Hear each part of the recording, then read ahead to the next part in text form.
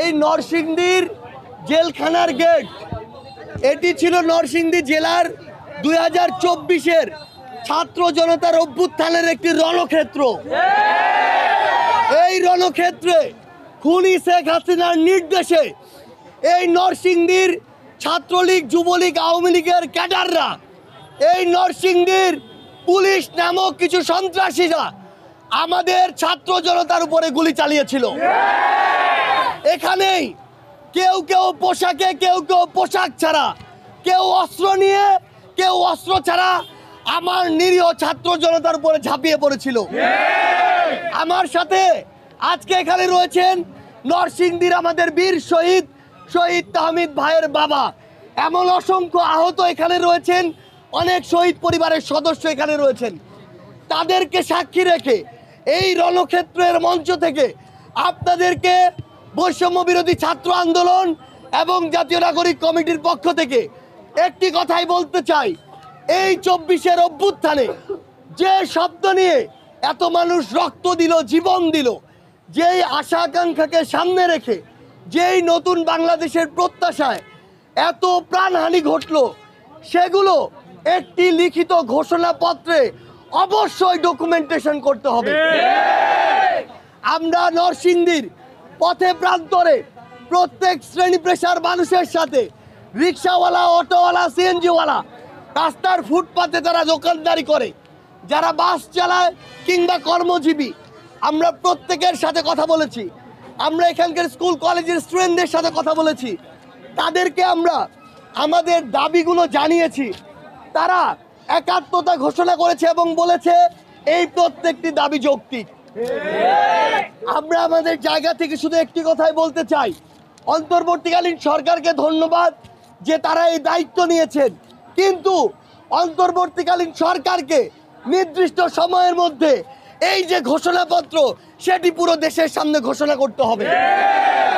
আমরা সকল রাজনৈতিক দল যারা এই ফ্যাসিস্ট বিরোধী আন্দোলনে ঐক্যবদ্ধভাবে লড়াই করেছে, তাদেরকে বলতে চাই, এই সংগ্রাম ছিল আমাদের সবার। এই সংগ্রামে আমরা কাঁধে কাঁধ মিলিয়ে লড়াই করেছি।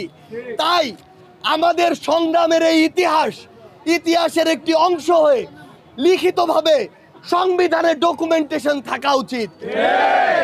আমরা ফ্যাসিস্ট বিরোধী যারা ঐক্যবদ্ধভাবে লড়াই করেছিলাম, আমরা ঐক্যবদ্ধভাবে এই লড়াই জারি রাখবো এবং ঐক্যবদ্ধভাবে এই যে ঘোষণাপত্র, সেটি যেন পুরো বাংলাদেশের মানুষের সামনে আসে। এবং 71 যেমন আমাদের শেকড়, 24ও কিন্তু আমাদের অস্তিত্ব। এই অস্তিত্ব যেন আমরা ইতিহাসের অংশ হিসেবে রাখতে পারি এবং সেখানে আমাদের শহীদদের কথা, আমাদের বীর যোদ্ধাদের কথা, বৈষম্য বিরোধী ছাত্র আন্দোলন নামক প্ল্যাটফর্মটির কথা, যেটি আমাদেরকে ঐক্যবদ্ধ করেছে, নতুন রাজনৈতিক বন্দোবস্তের কথা, সকল সিস্টেমগুলোর সংস্কারের কথা, প্রত্যেকটা মানুষ যেই পেশারই হোক সে যেন সমতার অধিকারটুকু পায়, এই কথাগুলো। এমনকি সবচেয়ে গুরুত্বপূর্ণ হচ্ছে, খুনি হাসিনা সহ যাদের নির্দেশে এত মানুষকে খুন করা হয়েছে, রক্ত ঝরানো হয়েছে, তাদের বিচারের শাস্তির স্পষ্ট কথা এই ঘোষণাপত্রে থাকতে হবে। আমরা আজকে জেল গেটে রয়েছি, আজকে আমাদের সাথে এখানেও হয়তো অনেক পুলিশ সদস্য, বিভিন্ন সশস্ত্র বাহিনীর সদস্য ভাইরা রয়েছে। আপনাদেরকে অনুরোধ করব, খুনি হাসিনা প্রত্যক্ষ পরোক্ষভাবে আপনাদের ইমেজকে সংকটে ফেলেছে। আপনাদেরকে এই ইমেজ আপনাদের কাজের মাধ্যমে ফিরিয়ে আনতে হবে। দয়া করে এখন আপনারা জনগণের বন্ধু হয়ে উঠুন। দয়া করে ওই টাকার দিকে আর তাকাবেন না। খুনি শেখ হাসিনা আপনাদেরকে ওই টাকার রাজ্যে নিয়ে গিয়ে আপনাদের মান সম্মান ধুলোয় মিশিয়ে দিয়েছে। দয়া করে মাথা উঁচু করে, শির দ্বারা উঁচু করে আগামীর বাংলাদেশে বেঁচে থাকুন, আপনার পোশাকের মর্যাদা রক্ষা করুন।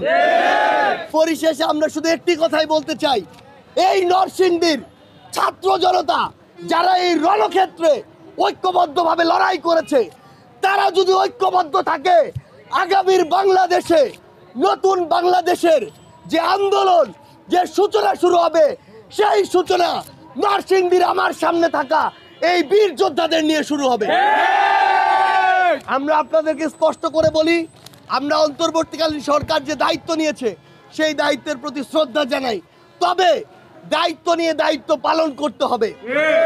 এটা আমার অভ্যুত্থানের সাথে জড়িত, এটা আমার রক্তের সাথে জড়িত, আমার জীবনের সাথে জড়িত। এখানে বিন্দু রকম এদিক ওদিকের কোনো সুযোগ নেই। আমরা আশা করছি অতি দ্রুত এই অভ্যুত্থানের সকল স্টেক হোল্ডারের সাথে কথা বলে আমাদের এই অন্তর্বর্তীকালীন সরকার এই ঘোষণাপত্র পুরো দেশের মানুষের সামনে নিয়ে আসবেন। তার পূর্ব পর্যন্ত বাংলাদেশের প্রত্যেকটি জেলায়, উপজেলায়, ইউনিয়নে আমাদের পদচারণা হবে। আমরা আপনাদেরকে অসংখ্য ধন্যবাদ জানাই এবং আমরা জানাই যে এই রক্ত দিয়ে এই নরসিংদী কলুষিত যে অবস্থা ছিল সেটা থেকে মুক্তি পেয়েছে, সেই রক্ত যেন বৃথা না যায়। আমরা ঐক্যবদ্ধভাবে এই স্পিরিটকে ধারণ করে একসাথে আগামীর বাংলাদেশ গড়ব। ধন্যবাদ সবাইকে।